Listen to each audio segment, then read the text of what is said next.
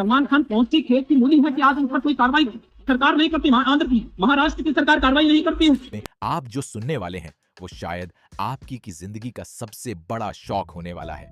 आज हम बात किसी फिल्म की नहीं कर रहे, आज हम बात बॉक्स ऑफिस की नहीं कर रहे, आज बात हो रही है उस महातबाही की जिसने हिंदुस्तान के दो सबसे ताकतवर पिलर्स बॉलीवुड और पॉलिटिक्स को आमने सामने लाकर खड़ा कर दिया है।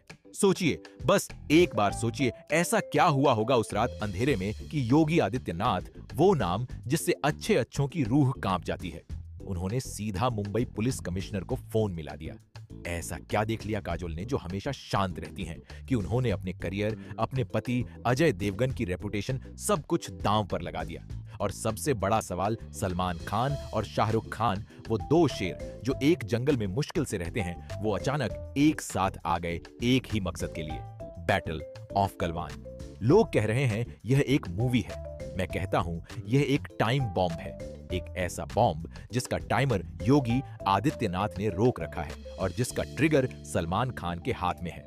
खबर है कि इस फिल्म में कुछ ऐसे राज हैं, कुछ ऐसे सीन्स हैं जिन्हें अगर पर्दे पर दिखा दिया गया तो शायद दिल्ली की कुर्सी हिल जाएगी, देश में दंगे हो सकते हैं, आपके पैरों तले जमीन निकल जाएगी जब आपको पता चलेगा कि असली जंग बॉर्डर पर नहीं बल्कि अब मुंबई और लखनऊ के बीच शुरू हो चुकी है। अपने दिल को थाम लीजिए, क्योंकि आज हम उस कब्र को खोदने जा रहे हैं जिसमें 2020 के वो राज दफन है जिन्हें छुपाने के लिए आज पूरी सरकार लग गई है। स्वागत है उस तूफान में जिसका कोई अंत नहीं। दोस्तों, वक्त को थोड़ा पीछे लेकर चलते हैं।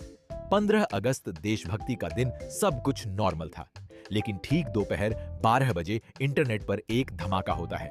एक टीजर ड्रॉप होता है, स्क्रीन काली होती है और पीछे से सलमान खान की आवाज आती है। वो आवाज जिसमें दर्द भी था और एक ऐसी दहाड़ भी जो दुश्मन का कलेजा फाड़ दे। डायलॉग सुनिए, आपके रोंगटे खड़े हो जाएंगे। वहां दिल्ली में बैठकर निंदा करना आसान है साहब, लेकिन यहाँ गलवान की ठंड में जब हमारा जवान अपने भाई की लाश उठाता है तब पॉलिटिक्स नहीं बदला याद आता है। हमें आर्डर मत दो, हमें बस हथियार दो। बूम! जैसे ही यह डायलॉग इंटरनेट पर आया, पूरे हिंदुस्तान में सुनामी आ गई। लोगों को लगा यह सिर्फ फिल्म है, लेकिन जो लोग पॉलिटिक्स को समझते हैं वह समझ गए कि सलमान खान ने क्या कर दिया है।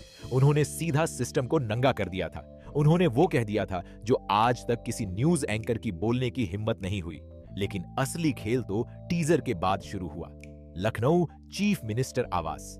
सूत्रों के मुताबिक योगी आदित्यनाथ ने जब यह टीजर देखा तो वहां पिन ड्रॉप साइलेंस हो गया। कहा जाता है कि योगी जी गुस्सा नहीं करते, वो फैसला करते हैं, और उस दिन उन्होंने फैसला कर लिया। उनका मानना था कि चुनाव के माहौल में यह फिल्म सेना की नहीं बल्कि विपक्ष ऑपोजिशन की भाषा बोल रही है। यह फिल्म देश को जोड़ नहीं रही, तोड़ रही है। सिर्फ 2 घंटे के अंदर प्रोड्यूसर्स के पास एक अनऑफिशियल कॉल आता है। मैसेज साफ था, या तो सीन्स बदल दो या फिर रिलीज भूल जाओ। यूपी तो छोड़िए, हम इस फिल्म को देश के किसी भी कोने में चलने नहीं देंगे। सोचिए दोस्तों, दिमाग घूम जाएगा आपका। एक तरफ 500 करोड़ की फिल्म और दूसरी तरफ पूरे स्टेट की ताकत। सलमान खान फंस चुके थे, उनका पैसा, उनकी इज्जत सब मिट्टी में मिलने वाला था। बॉलीवुड का हर बड़ा सितारा चुपचाप अपने घर में दुबक गया था। किसी में इतनी हिम्मत नहीं थी कि वो योगी आदित्यनाथ के खिलाफ जाकर सलमान के हक में बोले। सन्नाटा ऐसा था जैसे श्मशान घाट हो। दोस्तों, यहां पर मैं आपसे एक बहुत कड़वा सवाल पूछना चाहता हूं और मुझे जवाब कमेंट सेक्शन में चाहिए।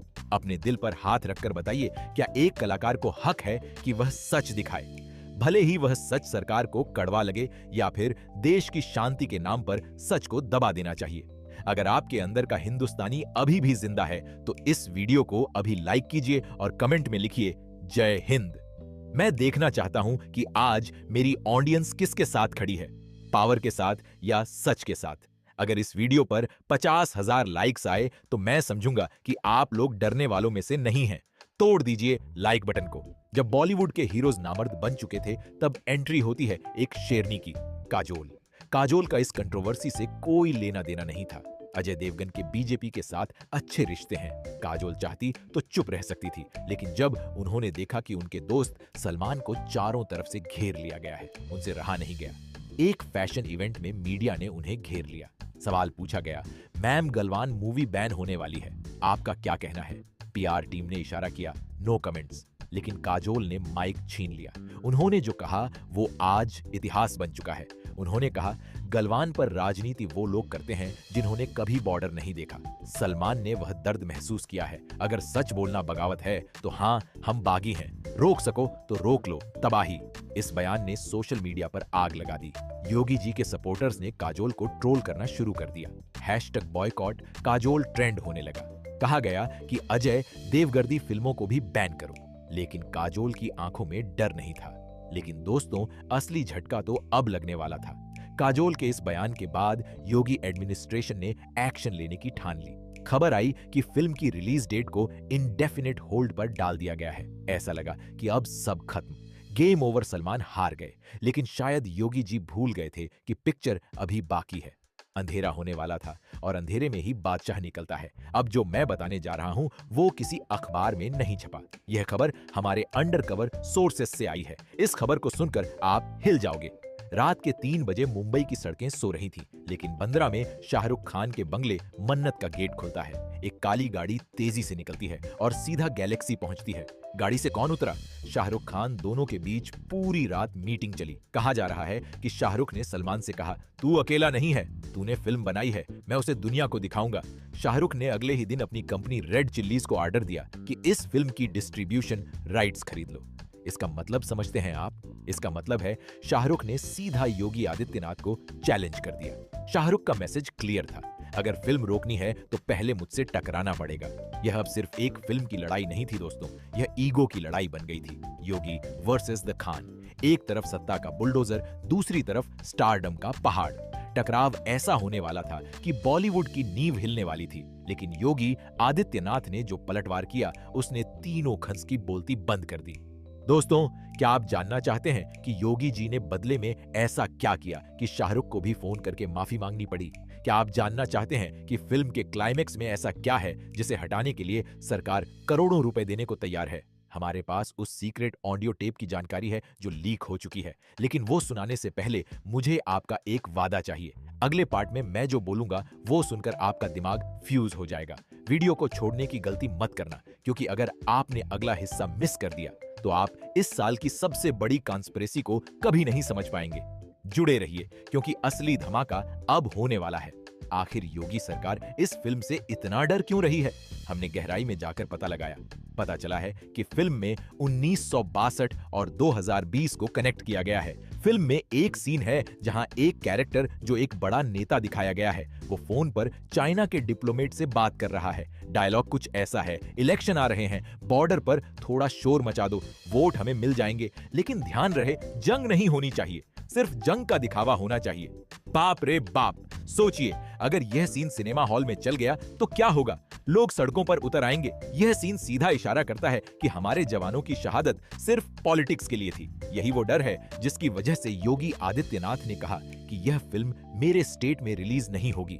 योगी जी का कहना सही भी हो सकता है कि यह फिल्म देश का माहौल खराब कर देगी, लेकिन सलमान और शाहरुख का कहना है कि जनता को सच जानने का हक है। अब खबर आ रही है कि योगी एडमिनिस्ट्रेशन ने प्रोड्यूसर्स पर ईडी और सीबीआई की रेड की धमकी दे दी है। काजोल के घर के बाहर सिक्योरिटी बढ़ा दी गई है।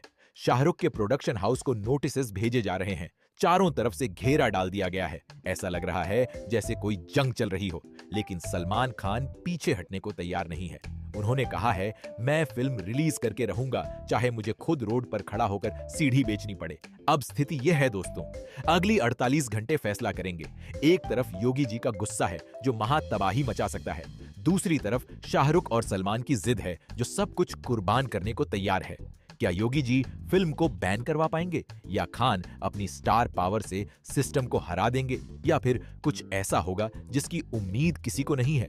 एक बात तय है, बॉलीवुड अब वो नहीं रहा जो पहले था। इस बैटल ऑफ गलवान ने सबके चेहरे से नकाब उतार दिया है।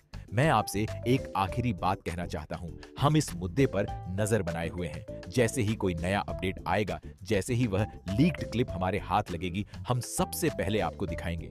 लेकिन वो वीडियो प्राइवेट हो सकता है, वो वीडियो शायद YouTube डिलीट कर दे। इसलिए अगर आप सच मिस नहीं करना चाहते, अगर आप चाहते हैं कि वह नोटिफिकेशन सबसे पहले आपके फोन पर बजे, तो अभी के अभी सब्सक्राइब का बटन दबाइए। घंटा बजाइए, क्योंकि अगली वीडियो में हम वो दिखाएंगे जो आपकी रूह को झकझोर कर रख देगा।